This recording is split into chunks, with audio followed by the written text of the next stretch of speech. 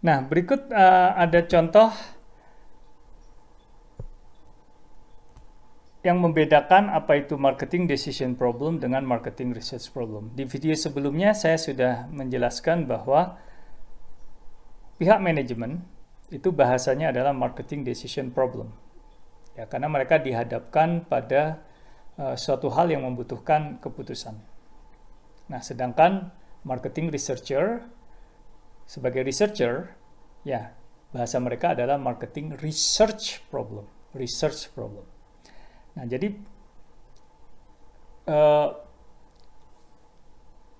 marketing decision problem perlu diterjemahkan ke dalam marketing decision problem. Ya, jadi satu bahasa manajerial, manajemen, yang satu bahasa research, science. Ini sebagai contoh. Direktur pemasaran, pertanyaannya adalah, should a new product be introduced? Apakah perusahaan kita perlu memperkenalkan produk baru? Itu adalah contoh marketing decision problem. Marketing research problemnya apa? Marketing research problemnya adalah bagaimana preferensi konsumen, ya, terhadap kategori produk tertentu. Ya, misalkan terkait dengan mie instan, ya. Jadi bagaimana preferensi konsumen mie instan? Mereka lebih suka mie instan yang seperti apa?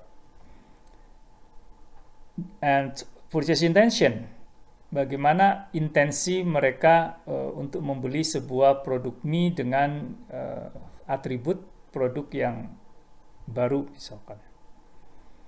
Ya. Jadi for the proposed new product. Jadi kalau misalkan sebuah mie instan yang tidak sekedar mie saja, tetapi ada sayur mayurnya, ada dagingnya, dengan harga 3-4 kali lipat, bagaimana antusiasme konsumen untuk membeli atau intention konsumen untuk membeli produk tersebut. Nah, itu adalah marketing research problem. Nah, kalau marketing research problem itu terjawab, ya misalkan 30% konsumen dengan 30% konsumen dengan pendapatan di atas 5 juta per bulan willing to atau mau membeli sebuah mie instan yang di dalamnya ada sayur, kemudian daging dengan harga 3-4 kali lipat mie instan yang biasa.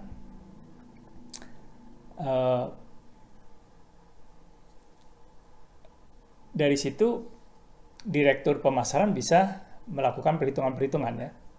Tentu saja setelah berkonsultasi misalkan dengan bagian keuangan, ya, bagian produksi, ya, berapa sih investasinya, berapa harga pokok penjualan dan lain sebagainya. Nah, mereka akan bisa mengambil keputusan, oh, kalau 30% dari keluarga yang berpendapatan di atas 5 juta per bulan mau membeli mie ini, ya, maka setelah dihitung-hitung, ya, nah nanti kalian di belakang juga di tingkat 4 mungkin akan belajar hitungan-hitungan bisnis, ya. Oh, ternyata akan masuk, ya. Kalau saya ingin IRR saya 15% bisa masuk, ya, dengan potensi pasar seperti itu. Jadi decision-nya adalah go, ya, kita luncurkan produk mie yang premium, ya. Misalkan bakmi mewah gitu, ya, seperti itu. Atau contoh yang kedua, ini adalah pertanyaan dari direktur pemasaran, ya, atau manajer pemasaran. Should the advertising campaign be changed? Apakah iklan kita perlu diubah? Misalnya seperti itu. Research problemnya adalah, marketing research problemnya adalah to determine the effectiveness of the current advertising campaign. Ya, tentu saja di sini kenapa sampai keluar marketing research problem tersebut, karena ada teori terkait dengan advertising, ya. Jadi advertising itu ada yang namanya advertising effectiveness, ya. Ada beberapa model. Mungkin nanti di belakang kita bisa singgung, ya. Hierarchy of effect yang terkenal, ya. Mulai dari awareness, kemudian attitude, intention, baru action atau behavior. Ya, jadi orang pertama aware dulu, kemudian attitude terbentuk, apakah dia menyukai ya apa yang ada di iklan tersebut. Kalau dia suka, akan ada intention, keinginan untuk mencoba membeli. Nah, kalau dia punya keinginan, baru dia akan pergi ke toko. Actual behavior. Nah, jadi effectiveness dari advertising biasanya diukur dari ada dua. Brand recognition, ya, minimal ada dua. Brand recognition atau juga brand recall, ya. Oke. Mana yang sesuai brand recall atau brand recognition itu tergantung konteks. Sekali lagi marketing research, ya, itu tidak bisa dilepaskan dari ilmu marketing, ya, marketing management, ya, atau marketing science.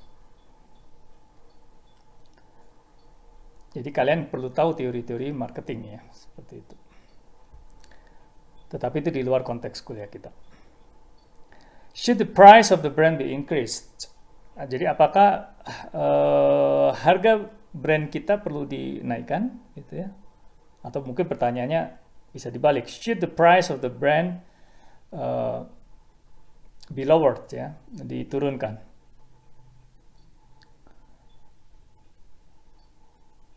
Nah, untuk bisa menjawab keputusan ini, untuk membantu direktur pemasaran keluar dengan keputusan apakah menaikkan harga dari sebuah brand, mereka harus tahu dulu price elasticity of demand. Kalian sudah belajar di ekonomi manajerial, ya. Kalau elastisitasnya kurang dari 1, ya, menaikkan harga tidak masalah, ya. Tetapi kalau dia elastis lebih dari 1, menaikkan harga bisa mengurangi revenue total. Nah, jadi teori-teori ini entah dari teori marketing, dari mikroekonomi atau managerial economics, nah itu dibutuhkan supaya kita bisa menerjemahkan marketing decision problem menjadi marketing research problem. Ya, ya, tadi saya ulangi lagi, should the price of the brand be increased, itu diterjemahkan menjadi marketing research problem to determine the price elasticity of demand and the impact on sales and profits of various levels of price changes. Jadi apa impactnya kalau harga dinaikkan 10%, 20%, 30% terhadap sales dan profits. Ya, itu tentu saja dengan rumus-rumus matematik terkait dengan elastisitas kita bisa menghitungnya delta P per delta Q, ya, gitu.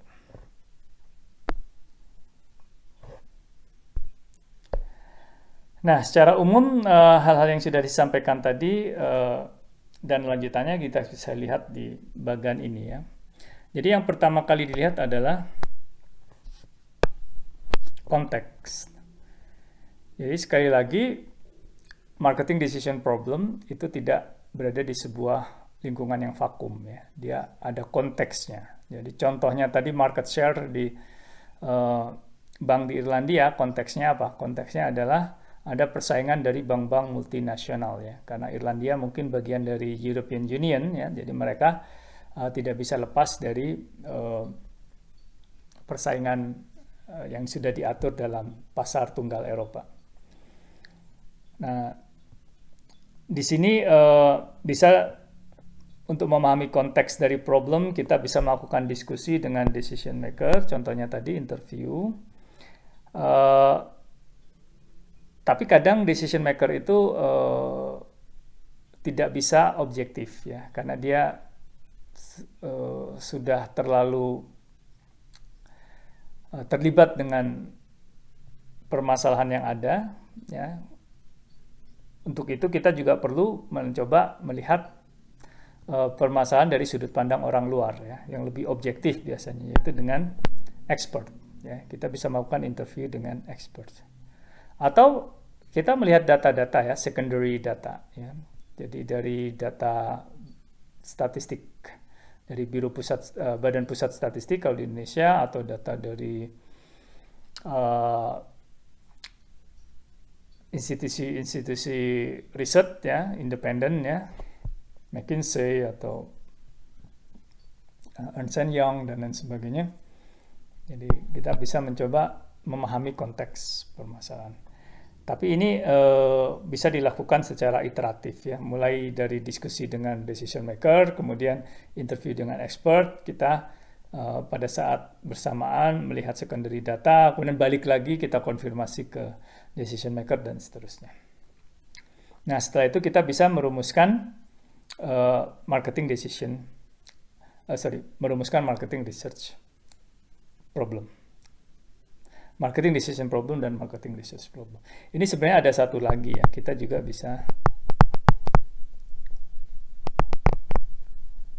Jadi kita coba itu tadi ya, apakah ini permasalahan terkait dengan elastisitas ya, atau terkait dengan advertising effectiveness ya, seperti itu. Oke, jadi kalau saya tambahi dengan literatur atau teori. Nah, setelah itu kita rumuskan marketing decision problem dan marketing research problem. Ini juga ada proses dialog ya. Kita konfirmasi lagi ke marketing decision owner-nya, apakah mereka setuju kalau project marketing research ini akan menjawab marketing research problem ini gitu ya. Nah setelah itu baru setelah kita jelas marketing research problemnya, approach untuk the problem. Contohnya tadi misalkan effectiveness of current advertising campaign. Bagaimana cara mengukur efektivitas campaign kita? Ya. Bisa kita menggunakan data pada kenyataannya, pada akhirnya apakah penjualan meningkat misalkan.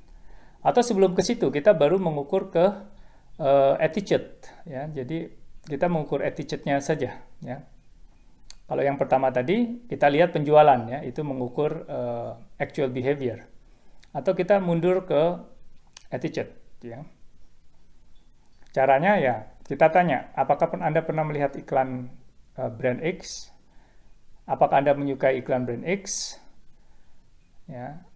Apakah Anda merasa terganggu dengan iklan brand X? Ya, nanti kita lihat ya bagaimana cara mengukur attitude. Atau justru kita balik lebih ke awal lagi ya terkait dengan awareness ya. Apakah Anda ingat Anda pernah melihat iklan brand X?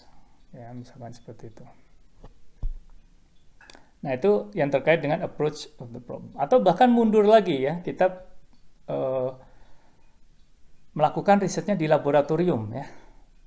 Di situasi yang lebih terkontrol. Nanti kita juga pelajari approach atau pendekatan ya, research design dengan menggunakan eksperimen.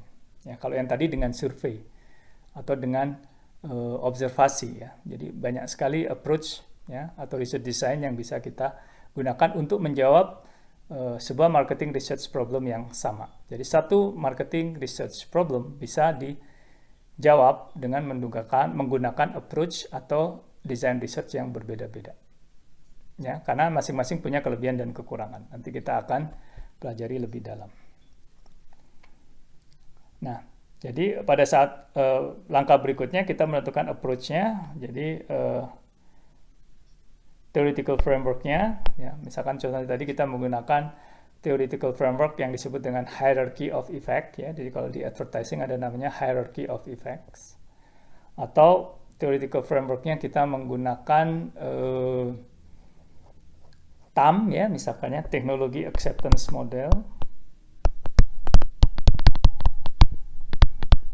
Jadi kalau sebuah perusahaan ingin mengeluarkan produk baru, misalkan Genius ya, itu sesuatu lompatan teknologi fintech ya yang baru. Apakah nasabah akan menerima sebuah aplikasi baru ya, itu kita bisa menggunakan teknologi acceptance model. Nah, kita juga bisa menggunakan model-model analitis ya, model-model ekonometri ya, nanti kita lihat ya, peramalan, forecasting ya, conjoin ya, dan lain sebagainya. Nah, di sini kita menentukan analytical modelnya ya, apakah kita menggunakan SAM, ya, conjoint dan sebagainya.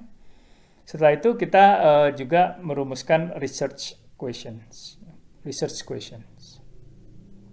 Jadi research problem diterjemahkan ke dalam, biasanya satu research problem diterjemahkan ke dalam beberapa research question. Research question biasanya berupa langkah-langkah yang lebih spesifik. Satu research question itu dijawab oleh satu step penelitian. Nah, dari research question bisa saja, ya, nggak harus, kita bisa turunkan ke dalam hipotesis-hipotesis.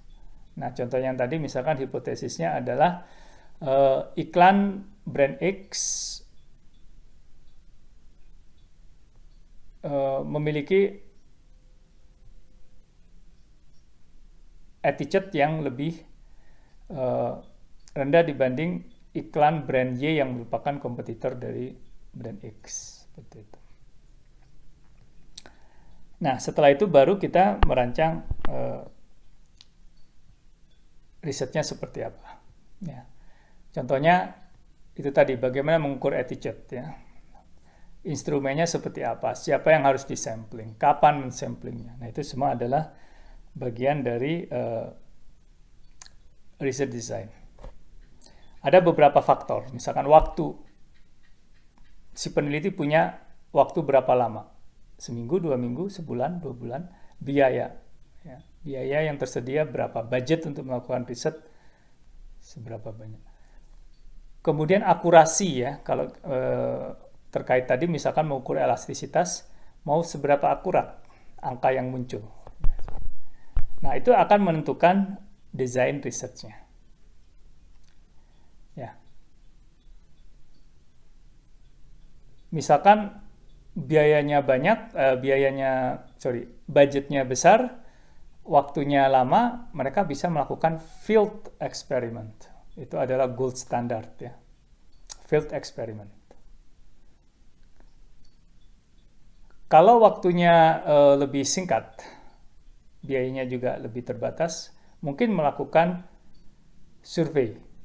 Ya, survei pun bisa macam-macam, bisa online survei, face to face, ya, berhadap-hadapan, dan seterusnya.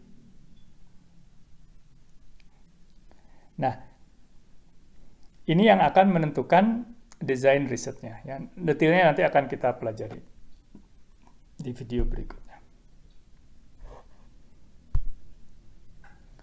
Nah, di sini kita lihat bahwa marketing research problem yang baik, ya,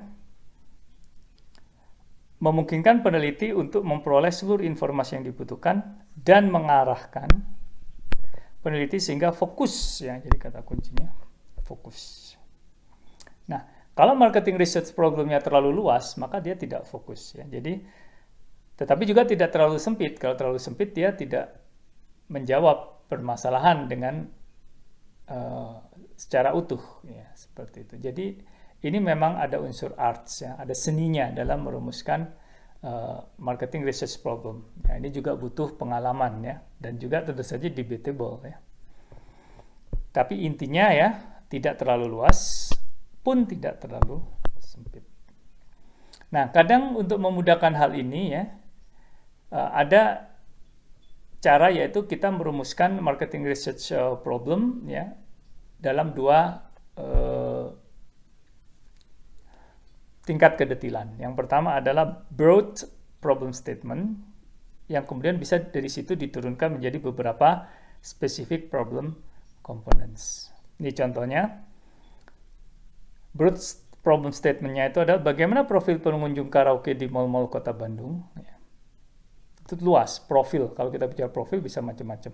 Nah, supaya lebih terarah, maka broad problem statement ini bisa diturunkan ke dalam beberapa spesifik komponen atau problem statement. Yang pertama, profil terkait dengan demografi. Ya, bagaimana karakteristik demografinya? Usia, jenis kelamin, tingkat pendidikan, dan lain sebagainya. Bagaimana dengan psychographics? Ya, usianya bisa jadi berbeda, tetapi atribut yang disukai, misalkan koleksi lagunya atau ambience, ya, suasana ruang karaoke-nya, ya, apakah ruang karaoke-nya itu apa ya, family friendly gitu ya. Nah, itu termasuk dalam psychographics. Behavior, bagaimana kebiasaan berkaraoke? Sejam, 2 jam, 3 jam, rame-rame, kelompok kecil, siang, malam, dan seterusnya. Itu adalah terkait dengan behavior. Jadi profil itu bisa dilihat dari demografinya, bisa dilihat dari psikografinya, bisa juga dilihat dari behaviornya. Nah, sekali lagi tidak harus semuanya dijawab ya, tetapi kalau kita bicara profil itu bisa luas sekali, maka harus dispesifikan. Ya bisa saja tiga-tiganya diselesaikan dalam satu marketing research project. Itu saja tergantung kebutuhan.